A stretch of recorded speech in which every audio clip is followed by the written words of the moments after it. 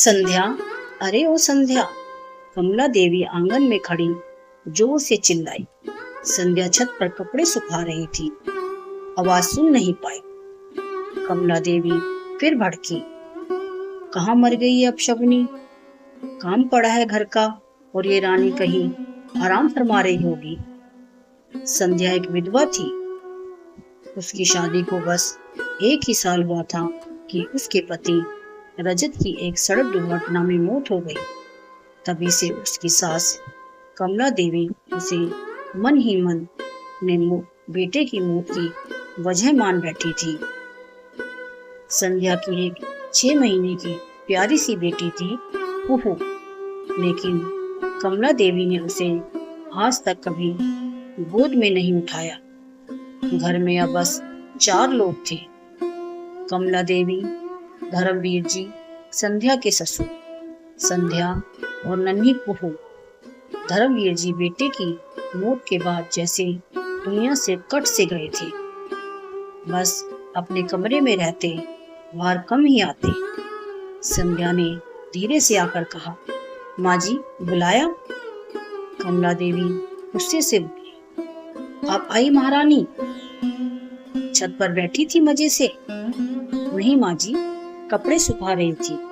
अच्छा सुन, आज नीतू आ रही है, खाना अच्छा बनाना और घर का कोना कोना चमक जाना चाहिए। आशीष भी साथ आएंगे। संध्या ने कुहू को दूध पिलाया, फिर उसे खिलौनों में लगाकर रसोई में जुट गई। खाना बनाते बनाते ही कुहू ने गंदा कर दिया, तो उसे साफ किया और पूरे घर की सफाई भी कर डाली। थकी हारी संध्या बस 1 गिलास पानी लेकर बैठी ही थी कि कमला देवी फिर से आ गई। आराम चल रहा है? कमला देवी ने ताना मारा, गिलास की ओर देखा, फिर धीरे से कुछ नहीं बोली।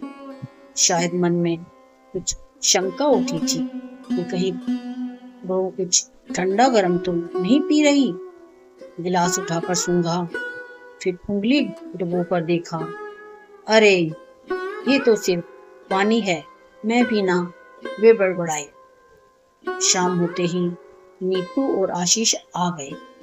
घर में जैसे रौनक आ गई। कमला देवी अपनी बेटी को देखकर रो पड़े। तू ही तो मेरा बेटा है। जब तुझे देखती हूँ तो रजत की याद आती है। संध्या ने सभी का स्वागत किया, नाश्ता दिया और फिर रसोई में लग गई। नीतू के बच्चे मामी मामी कहते हुए संध्या से चिपक गए।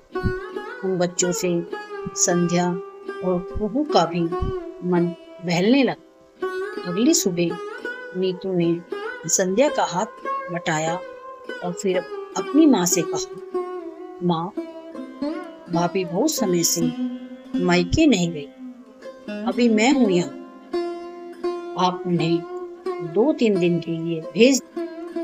कमला देवी कुछ पल चुप रही, फिर बोली, ठीक है भेज दो, कुछ दिन इस मनहूस का मुंह नहीं देखना पड़ेगा। संध्या मैके चली गई। माँ कुछ दिन बहुत सुकून से बीते, लेकिन इधर कमला देवी बीमार पड़ गई और तभी नीतू को अपने ससुराल जाना पड़ा। वह माँ को छोड़कर चली गई। कमला देवी अब बेहद अकेली और असहाय महसूस कर रही थी। तब उन्होंने खुद संध्या को फोन किया, संध्या अगर आ सके तो आ जा बेटा। संध्या ने बिना एक पल गवाए वापस आकर उनकी सेवा शुरू कर दी। दवा से लेकर खाना, नहाने से लेकर सोने तक हर जरूरत का ध्यान रखा। अब धीरे धीरे कमला देवी की तबीयत सुधरने लगी। एक सुबह कमला देवी की आंखें भर आई। उन्होंने संध्या का हाथ पकड़ा और कहा कि बेटा, मैंने तुझे हमेशा मनहूस समझा, गाली दी, ताना मारा, पर तूने कभी एक शब्द भी नहीं कहा। मेरी पोती को भी मैंने आज तक नहीं अपनाया, और तू आज भी मेरा ऐसे ख्याल रख रही है जैसे मैं तेरी सगी माँ हूँ। मेरी अपनी बेटी तो मुझे बीमार छोड़कर चली गई, लेकिन तू एक बार बुलाने पर आ गई। माफ कर दे मुझे बेटा, आज से तू ही मेरी बेटी है और कुहू मेरी लाडली पोती। इतना कहकर कमला देवी ने कुहू को पहली बार गोद में उठाया और चूम ली। अब घर की हवा बदल चुकी थी। संध्या और कमला देवी अब सास बहू नहीं, माँ बेटी की तरह रहने लगी।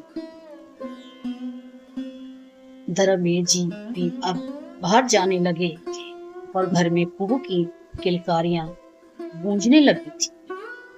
सीख,